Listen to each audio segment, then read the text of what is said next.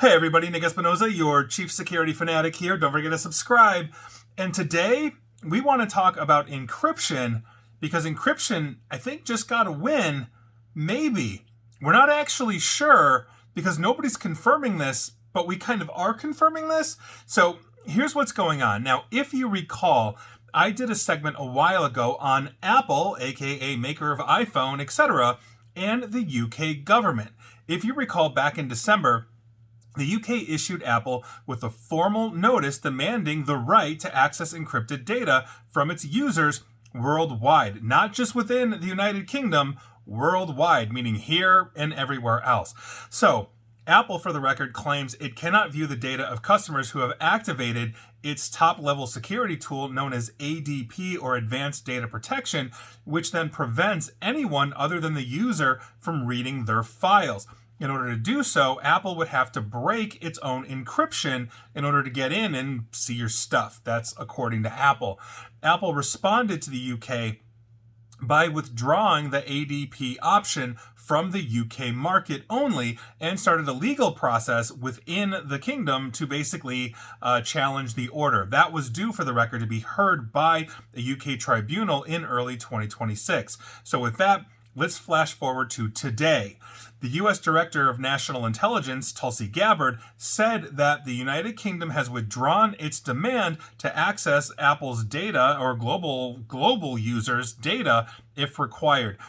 Gabbard also said in a post on X, aka Twitter, that the UK had agreed to drop its instruction for the tech giant to provide a quote-unquote back door, which would have, and I quote, enabled access to protected encrypted data of American citizens and encroach on our civil liberties, end quote. In other words, DNI Gabbard is talking essentially about the American position on this and the stance on this, but the news is that the UK has dropped this. But when you go look at the major publication for news in the United Kingdom, the BBC said that Apple has not yet received any formal communication from either the US or UK government on this. So is Tulsi Gabbard making this up? Is this actually what's happening? We don't necessarily know just yet, but we're cautiously optimistic. And here's the thing. And here's, I think, an important thing, because there's already a legal agreement between the United States and the United Kingdom respective governments that basically it's known as the Data Access Agreement, or DAA, which allows both countries to share data for law enforcement purposes. In other words, if Apple was cracking this on the UK's behalf and giving backdoors into their encryption for global citizens, Americans could be caught up with this, and the UK government could share American data with the US government, or potentially vice versa, because that agreement exists. So, I also think, for the record, that the US government would absolutely love to have a backdoor into Apple devices and the cloud as well. Flash back to the San Bernardino shooter when essentially his iPhone 6 was locked and the FBI went to Apple and said, we need you to unlock your encryption, the full disk encryption that was sitting on the Apple device. That's different than ADP. And basically Apple told them to go pound sand. So Apple, or the FBI rather, had to find another way into the phone, which they eventually did. This is what we're talking about. It's a cat and mouse game. And quite frankly, governments around the world would love to have backdoors into encryptions, but backdoor is a vulnerability. If you're encrypted, you should be encrypted.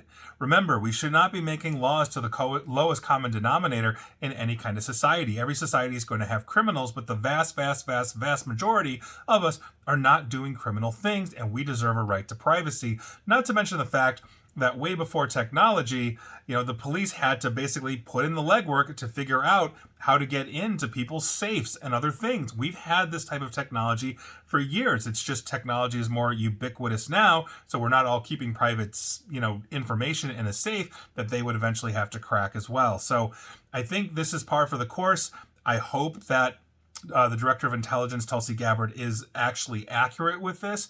I don't really have any reason to doubt her beyond the fact that nobody said anything, which leads me to believe that, well, maybe they're still trying to work this out. Maybe she jumped the gun, or maybe she had inside information and she told us about it, in which case that's great news. So we'll see what happens here.